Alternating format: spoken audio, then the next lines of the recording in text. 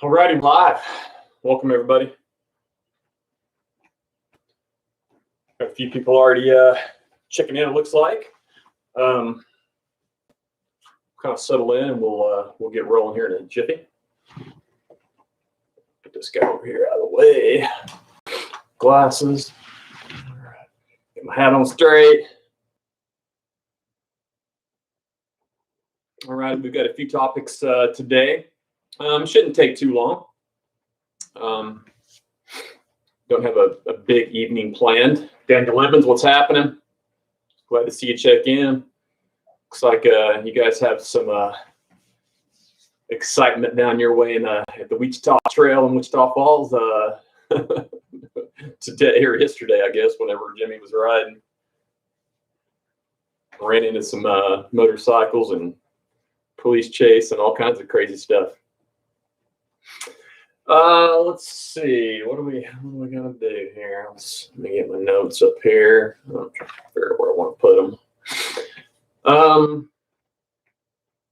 Carolyn Fairless says, "Hey, Mr. Cranky, hope you're okay." I'm all good. I've been a little cranky. It's been a little weird evening, but it's all good. Part of the course. We'll get things shined up good and be rolling. Darren Hall, what's happening? Fo Smith saying hi. Glad to hear from you, Bo. Darren Hall's checking in from Lawton as well too. Welcome everybody.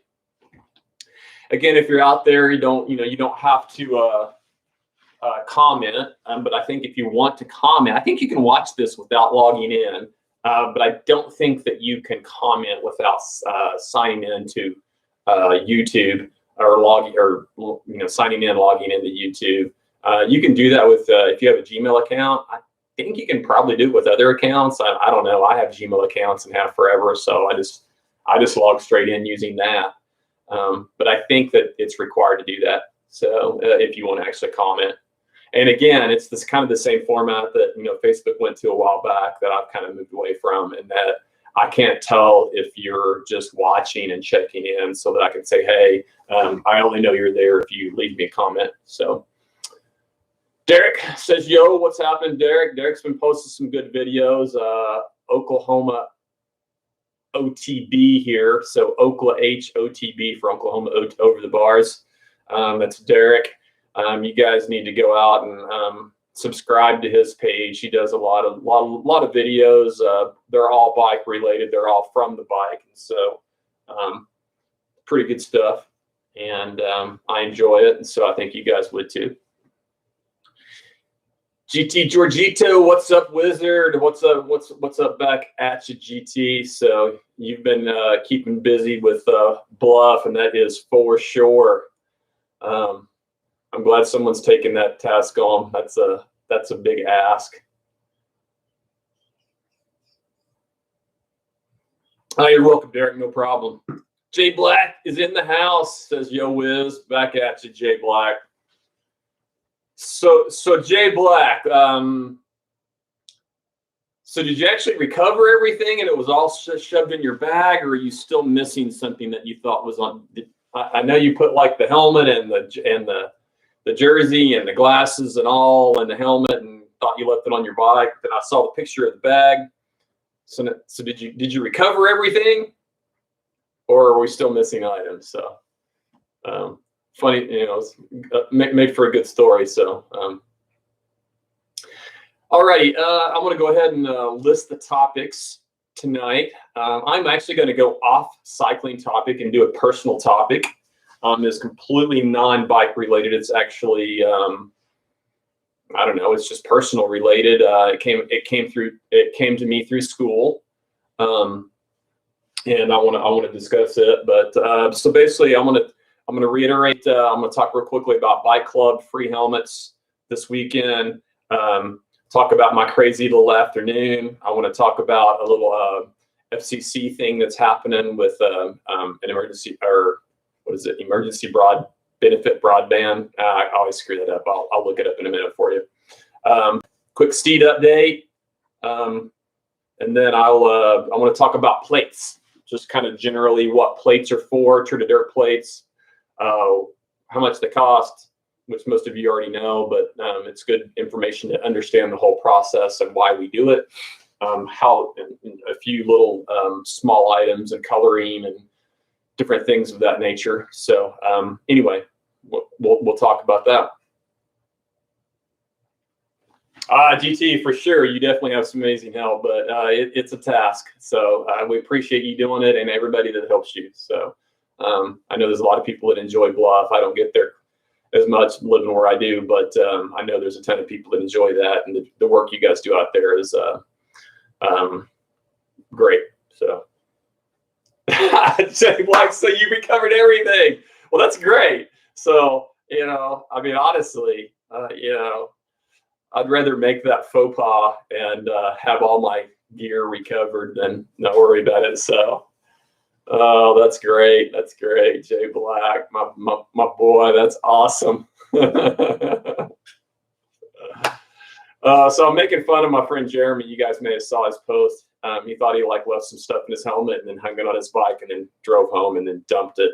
And, of course, it flew off and went off into the ditch. But turns out that he actually did put it up where it was supposed to, just like shoved it way back far in his bag or in a bag that he wasn't used to. And so turns out he recovered everything after having admitted to possibly losing everything. So anyway, it was a fun story. So. All right, let's get down to brass tacks.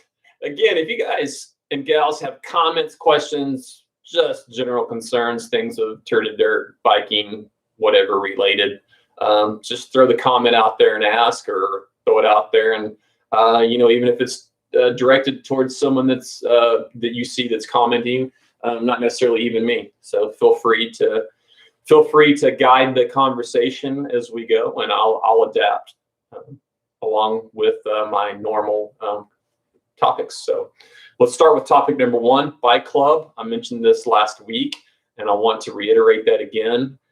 Bike Club is doing some wonderful things. And this is Bike Club OKC. They have branched off and are trying to do their own thing here in Oklahoma City and doing a great job. Alyssa Lutz and crew. There's many in the crew, but I think Alyssa kind of leads the group, and a lot of things in the works, stuff that we still have not been able to flesh out yet, but we have some really great things coming up, I think, in the next couple of months, and then even in the future. But for right now, this coming weekend, we have one really important thing. Sorry, I got to get a sip there. And that is that we have a ton of kids, and as well as the many things that they need in order to get into cycling, one of the really important things is safety, protecting that melon and the brains that they're going to grow up with and lead our world while you and I and the rest of us get old. And that is providing free helmets. So these kids need helmets to protect their melons, just like we do. And Bike Club has worked a deal with a variety of places, and they have these really cool helmets. Their bike helmets look like skater helmets. I mean, honestly, I kind of would like one. They're kind of cool. And they're providing them for free. I think they have a certain number. I don't know. I can't remember what that number is now, but it's pretty substantial. There's quite a few. And obviously, if they run out, I'm sure that they could take names and get more. But if you've got a kid in need, I'm pretty sure we're going almost all youth ages, 3, 4, 5, I don't know, maybe 5 or 6 up to like 17, 18, maybe. I'm not sure the exact range, but if you've got a kid that needs a helmet, this weekend, Bike Club is going to be set up at Hefner Lake Hefner, near Louis, which is where the light tower is at, and there's some other restaurants there in Oklahoma City. They're going to have a tent set up this Saturday, which is May the 1st, near Louis, Lake Hefner, Oklahoma City, from 11 to 1 o'clock. And during that time, they're going to be giving away free helmets to kids. So any kid that's going to be riding bikes or they want to ride skateboard, things of that nature, they're going to be given free bikes, and then they're going to provide them information on bike club and how to participate and things of that nature. So it's a great cause. There's an event on online if you want to look up the event. There is also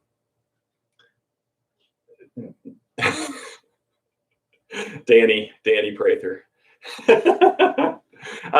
There's an event page. There's stuff on Facebook. You can look up on Facebook, Bike Club OKC. All the information's out there. It's wonderful things, and this is a piggyback on all the great things that started with Tulsa Bike Club and things of that nature. And so it's just a piggyback on that. Same philosophy, same ideals, and it's a wonderful job. So free helmets for kids riding bikes this weekend. Lake Hefner, Louis, near Louis. Look for the big bike club tent and get a free helmet. 11-1. So thumbs up.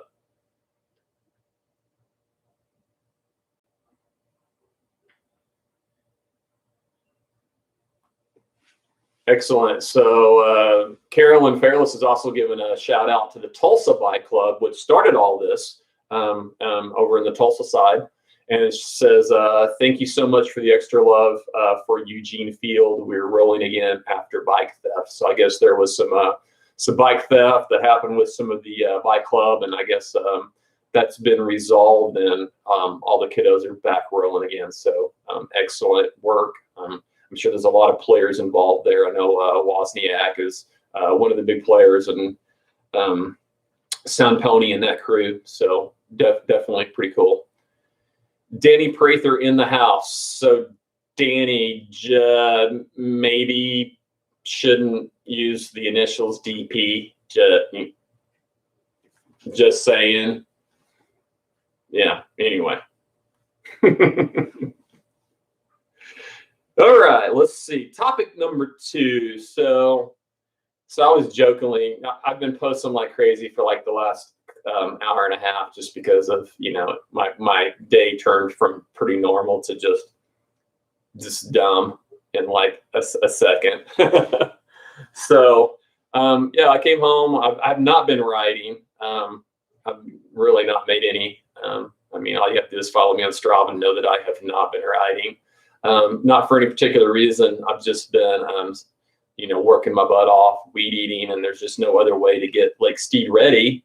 So I have to weed eat. Thankfully, I've had a ton of help from some Medicine Park guys, Oklahoma City, and even Darren from Duke came down. So I want to thank everybody that's helped. But I've been spending a lot of time weed eating, so I finally was going to I've gotten pretty close to ready, and I was going to start riding again, and hopefully I have a month to get ready for the race. So I came home all ready. I got off work early. I knew I had plenty of time. Get my laptop going. I'm going to load Zwift. I'm going to find a race to watch while I do it. And man, it's like all the races are geo-blocking me for whatever reason. I've not had this trouble in the past, but I made the post. You guys saw it. So I can't even find the dang race to watch because everything's blocked. I'm using Opera, which has a little VPN built in, but apparently it's not working right. So yeah, DP for Dr. Pepper. Nice. And so I go to load Zwift. Well, I haven't used Zwift in like 3 weeks, so it had to upgrade. Well, it upgraded, and when it did, it needed a restart, which is unusual. So the restart kicked in all my Windows updates. So now my laptop's 30-45 minutes of updates. So anyway, at that point, I just packed it in. So I couldn't get a race on TV. Everything was blocked. I was pissed off. My laptop was still updating. So I grabbed wine and started posting on Facebook and sat on the porch. So, and here I am. So that was my afternoon. Kind of crazy, but weirdness happens to everybody. All right, let's see. 1, 2, 3. All right. I want to talk about another topic. If you look at the very first post, I created a link. It's a link to a website that I created. It's based on an FCC website, and the actual FCC website is linked on my page. So this is completely non-bike related, but I know this impacts a lot of people in my community. Unless I'm incorrect on reading the data, it will impact me personally. And I want to share this with as many people as I can. So copy the link, share it on your pages once you have information or anything of that nature as I give it to you, and just pass the information along. I know we have a ton of people that work in schools, educational facilities, so be sure and pass it along to the people there as well too. So basically the FCC is creating or created, it's hard to really tell, something called the Emergency Broadband Benefit. And so essentially what that is it is a benefit that will pay up to $50 a month. Now I still don't know how long. I'm guessing for probably maybe the next year would be my guess. Up to $50 a month for your whatever broadband you have for participating places. So it's different for every place, depends on what you have available. If you live out in the country, there may not be a participating partner. I know personally here in Hobart, we have at least 2 participating partners because we have 2 major broadband companies that are in our town. So if you're bigger than Hobart and you're in town, you probably have one of the broadband companies that are participating. And basically this FCC, they're going to start taking signups. On their site, they say end of April. Obviously, it's pretty darn close to the end of April, and it's still not up yet. Maybe early May, as soon as they have this system ready, and they're going to start taking applications or taking signups where you can sign up and become eligible. So you are eligible for up to $50 a month for broadband, $75 a month for your broadband if you live on tribal land. And then I think there's some other additional things, like if you wanted to purchase a laptop or a tablet or some kind of device, they'll pay up to $100 for that price. There's some, again, there's some details there, but for the main part, the cool thing is that they will be paying a portion of your monthly internet bill because of what we've shown to be still mission critical with COVID and working from home and things of that nature. So that's really about it. The key is that you need to just take a note of the web page. Again, I've created a web page and I will modify mine as I see information, and it's the sites.google.com/HobartK12OK, whatever, and it goes to ebb.html. The link is up there. It's the first 2 that I created. And one of the cool things is the eligibility. So there's like 5 things that created eligibility for this. The first thing is if you have a school-aged child, which is going to be, I would assume Head Start counts. So if you have a kid in Head Start, they're probably free and reduced because I think that's kind of a requirement in pre-K. I don't exactly know.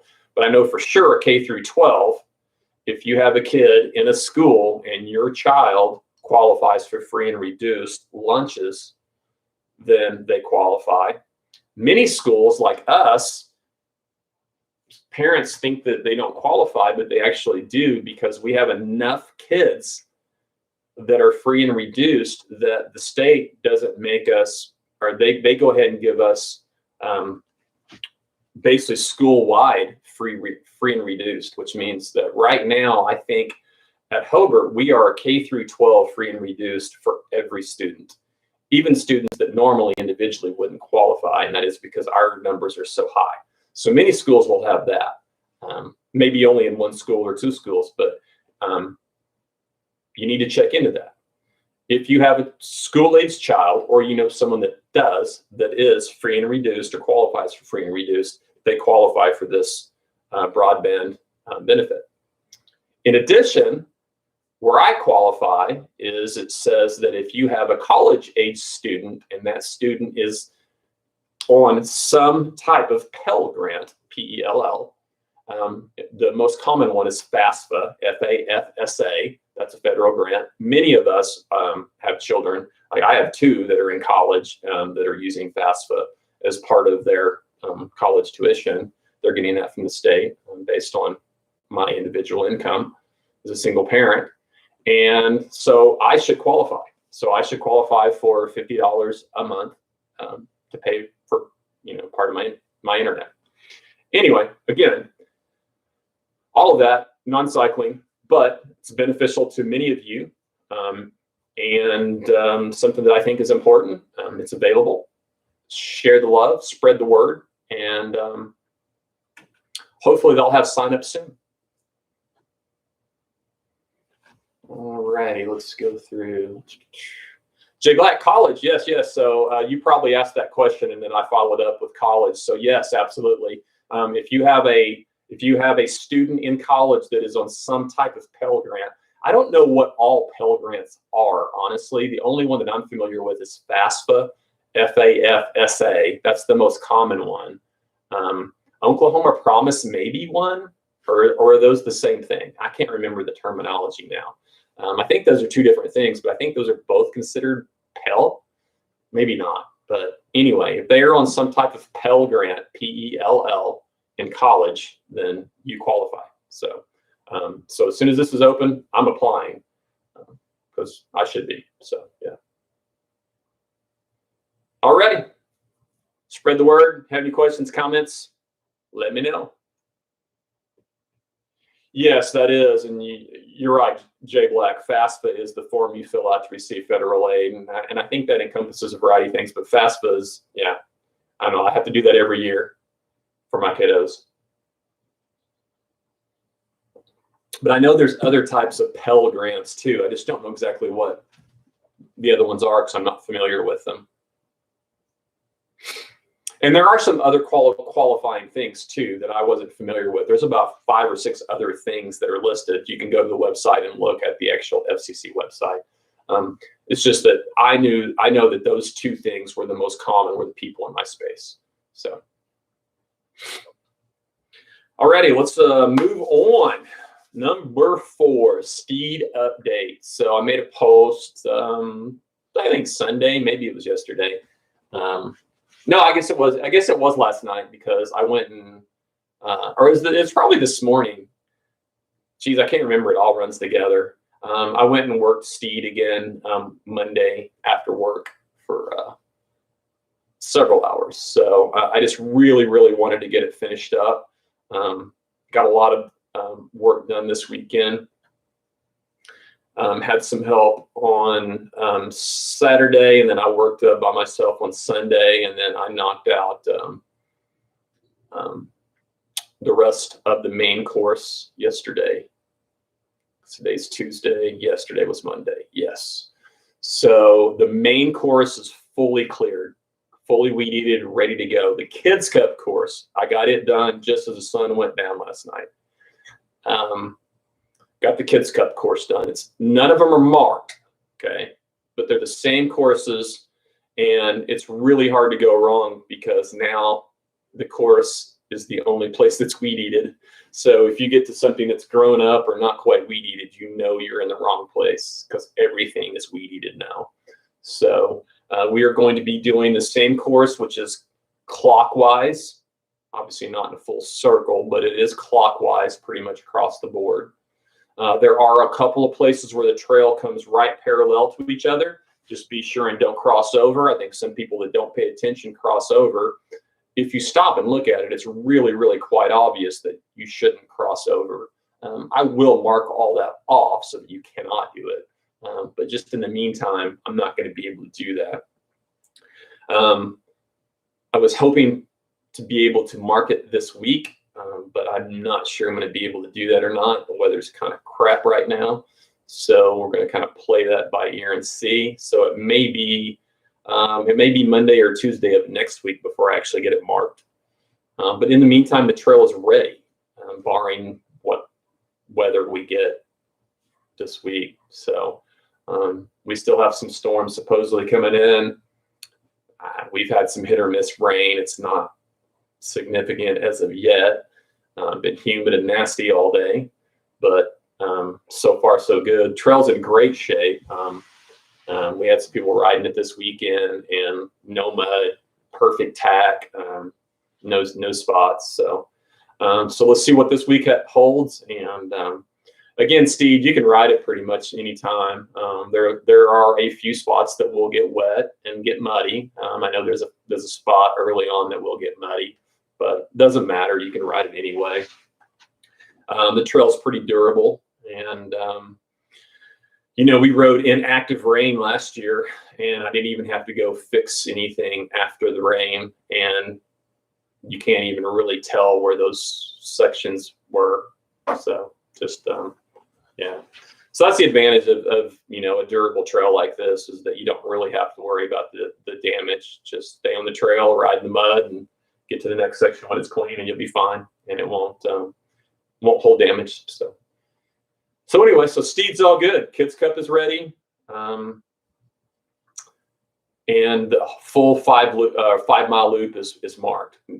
The prologue is not cut yet, but that's just a little 0.4 mile section that the novices do.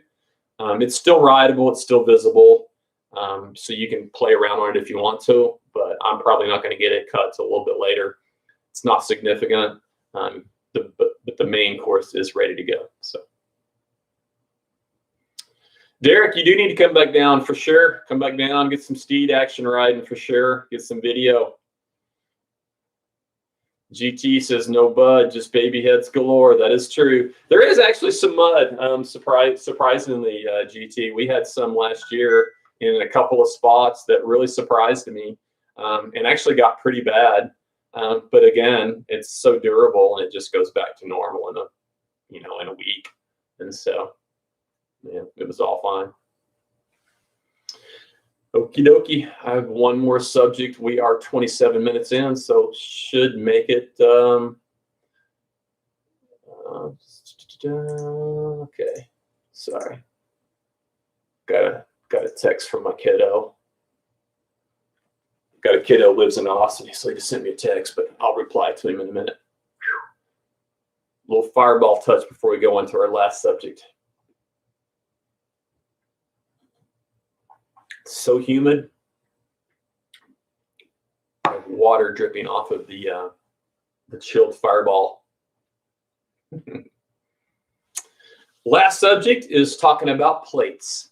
So I've been trying to make it a part of the show each week where I explain something that's pretty commonplace, but some simpler than others, some more complex. But I just want to, I'm just kind of going through my rule sheet and the things that occur normally in day-to-day at races and events.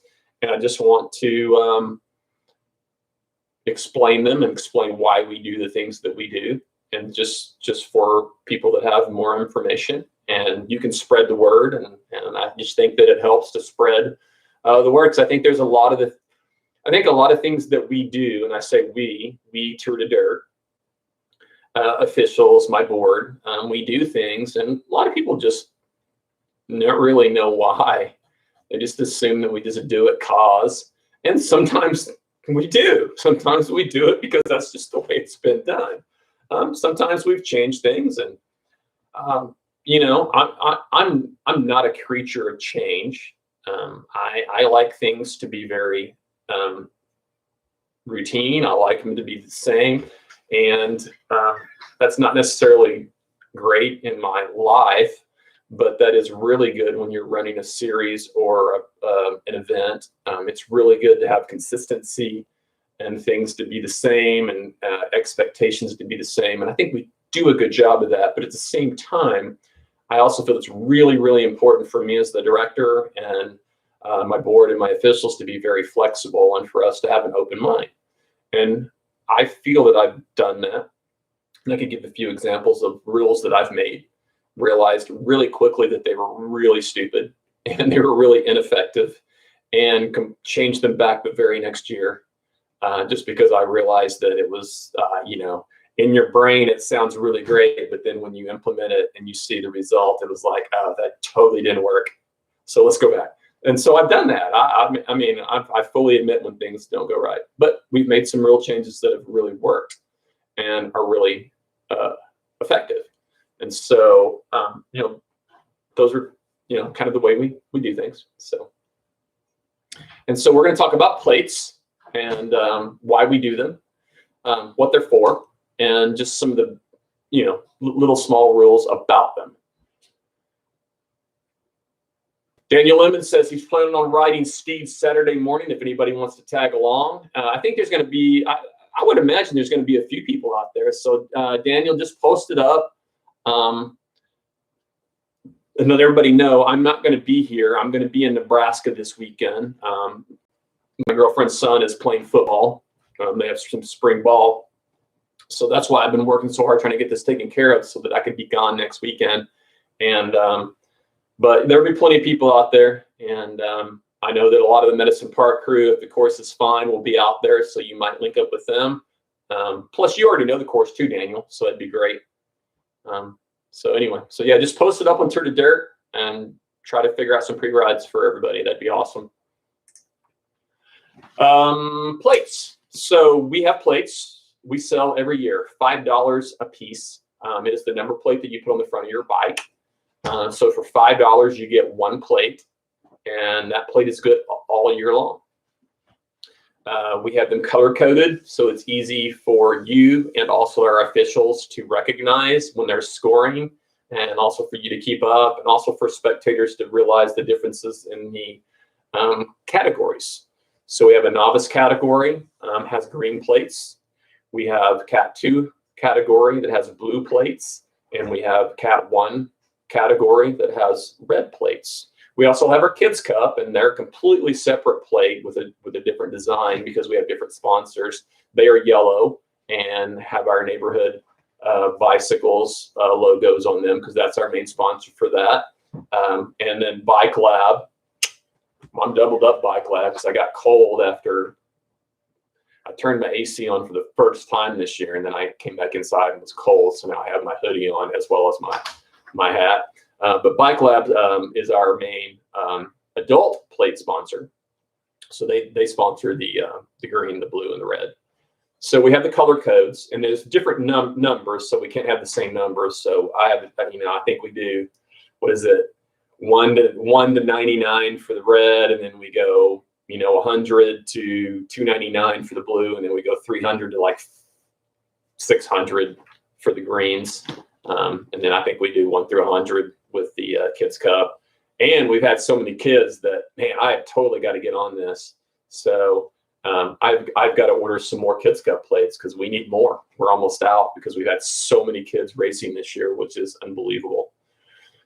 So anyway, the Kids Cup plates are free, but all the adult plates are $5.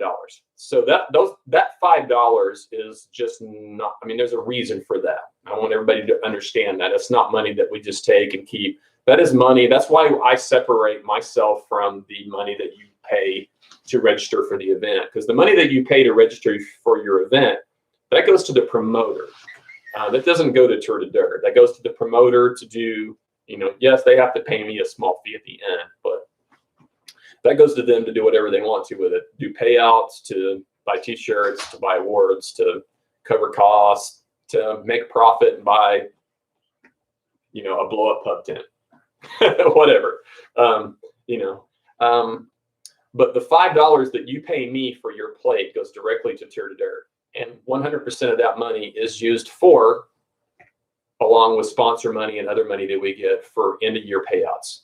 So we do end-of-year payouts for typically for Cat 1s and 2s, and then usually just awards for 3s. But in the past, we've shirked on the awards a little bit and just done cash payout for the 3s too. So that's flexible, but we typically do a mixture of cash payouts, awards, and championship jerseys for the winners of all the categories. And we typically have about 22, 23, 24 categories that we have to purchase a championship jersey for. So at the end of the year, I'm forking out about $8 grand total when it comes to when you go from awards to championship jerseys to actual payouts. It's usually somewhere in the ballpark of, you know, $7-8 grand.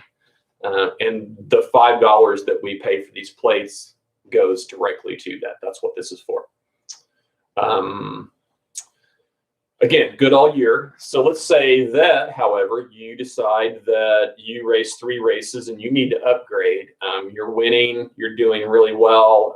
You missed, you know, you're new, you misjudged your ability level, and you need to bump up. You need to go from Cat 3 or novice to Cat 2. You can do that and do it legally. You can even carry some points up, which is a discussion for another day. But if you cat up, which is the term that we call catting up, you move up into a more difficult or harder category, you need a new plate because you're now in a new category. That plate's free. I'll just give it to you. Anytime that you do something of that nature, then, you know, we feel it deserves a free plate, so you get a free plate. Just come see me. Sign your name on a sheet of paper just so that I have a record of it, and I give you a new number and I write it down and call it good to go. However, now there are some lateral movements or parallel movements, and that is, you know, for me, example, let's say like I race single speed. So single speed is an open category. Our 60 plus is an open category. Clydesdale is an open category. I think that's pretty much it. Is that right? Yeah, I don't know. I'm going off the top of my head here, going pretty quickly. Single speed's an open category. So it is a Cat 2 distance. So we race with blue plates. So we all buy blue plates. Well, what if I decide to race age group for whatever reason? And I have done this in years past. And if I were to race age group, I would be racing Cat 1, 50 plus, or I could race down and race 40, 49. So if I do that, that means that I would need a different plate because I need a red plate. So in that case, I would personally have to purchase a red plate. It would cost me $5 because that's a parallel move. That's not I'm not moving up. I'm not catting up. So not a free plate. That's a parallel move.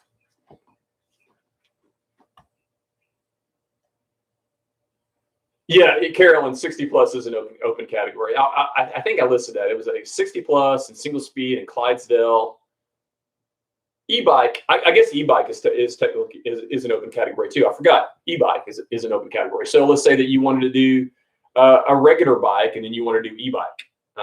You very possibly would have to have a different plate. If you're a Cat 2 and you're wanting to race age group, that's a blue plate. But then if you bring an e-bike and you want to race the e-bike category, that's a beginner, a novice distance. So it's going to be a green plate. So again, parallel, you'd have to pay for both plates if you're going to jump around.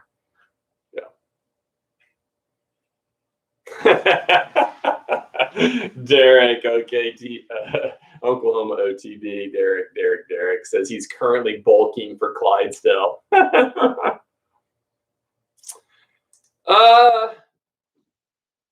You know, GT, that's a question that comes up periodically, and I don't know. It's a philosophical question. So GT just tossed out the question, what about Cat 2 going to Clydesdale?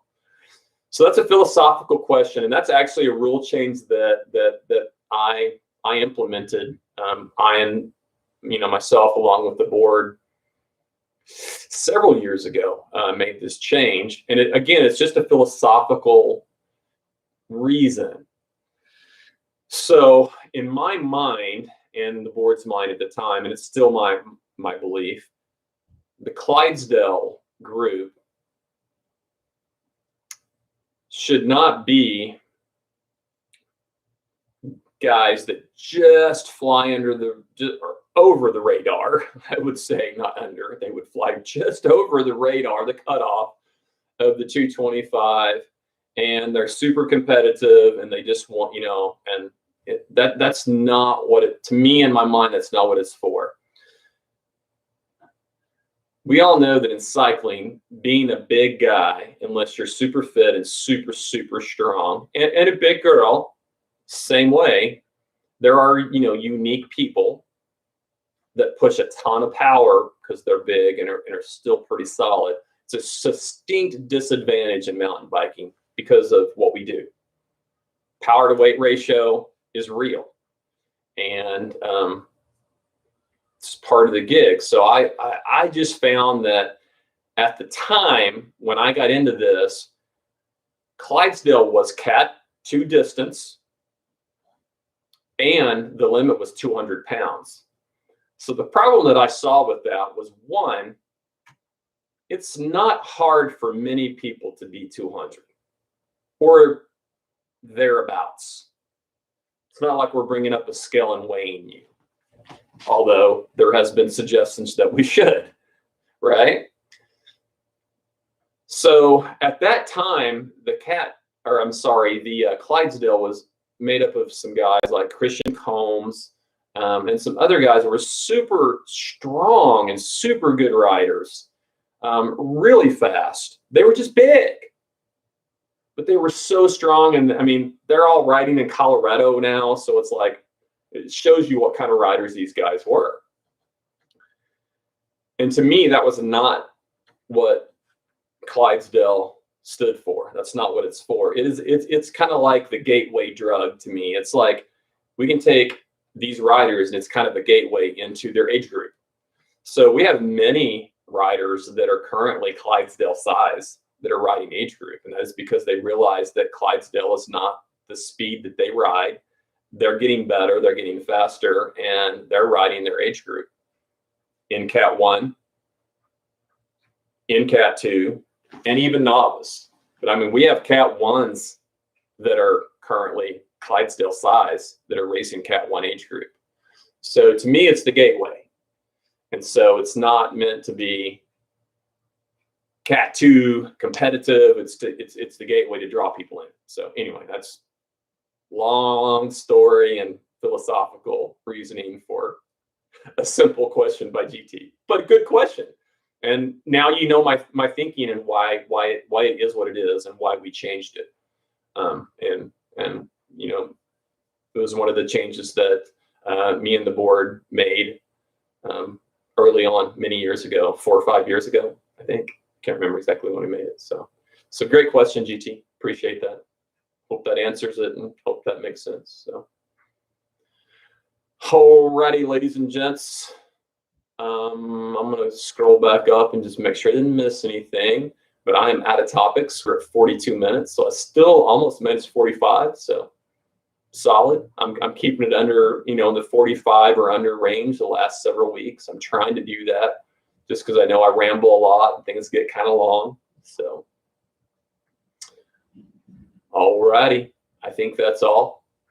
And don't see any other comments. I'm going to check it. So again, check the link. So scroll up or scroll down. I don't know. I mean, it's up on my sheet. I don't know what it is on yours, but scroll up, get that link to that FCC website that I listed, or it's actually my page that I created, has links to it. The emergency broadband benefit. Share that with anybody that you know that might have kids that would qualify either in college and or K through 12, possibly even Head Start. So give that link to them and let's get it done. So, all righty. GT says I ride age group at 228 and I pretty much get destroyed by the skinny cardio dudes, those uphills. That's it. It's the uphills. You're right. So that's it. So.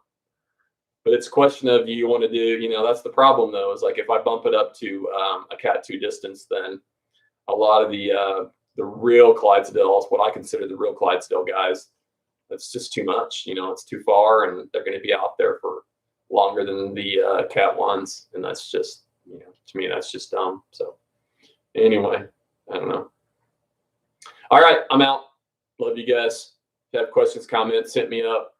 I'll try to check my comments later, and obviously you can find me on Facebook and wherever you need if you have other things that you need from me. So alrighty, I'm out. See y'all.